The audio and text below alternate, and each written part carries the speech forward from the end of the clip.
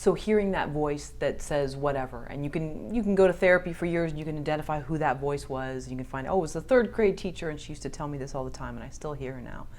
Whatever, we can all rationalize who that might be. But when you're in that moment, and let's suppose you don't have another amazing actor who's confiding in you, how would you advise, or maybe you can only tell your own process, and that's fine, to get rid of that voice? Because I think everybody hears it, whatever, just stepping out the front door to go to the grocery store, we can all hear it. It's,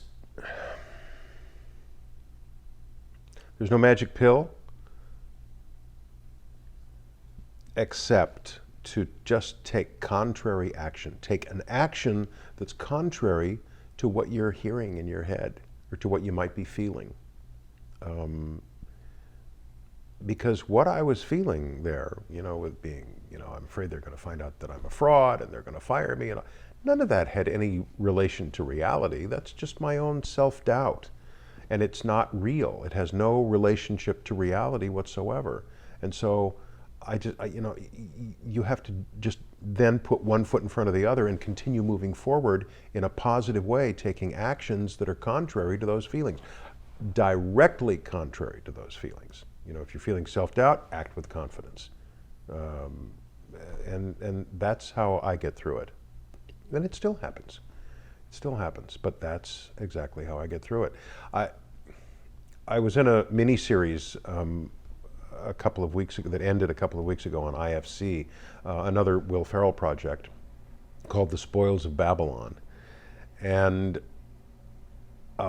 my scenes were with Val Kilmer. We played a couple of Army generals, and we were doing some green screen work in an old car driving down a road after we had just killed someone.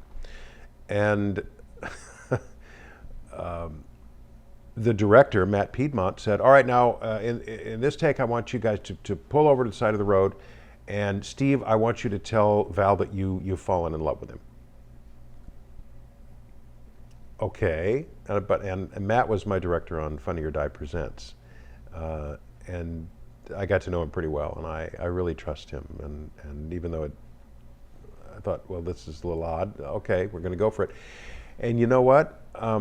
We just went for it. Val and I both just went for it, and it was one of those things where you just had to fully commit to it and make a decision to do it.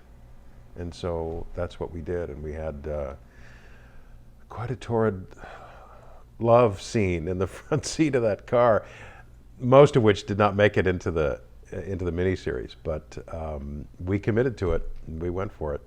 There weren't any tongues, but yeah. And so, yeah, I mean, the point is,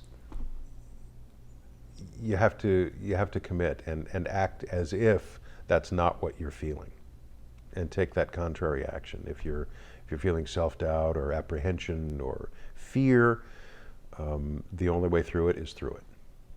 But you have to move forward through it.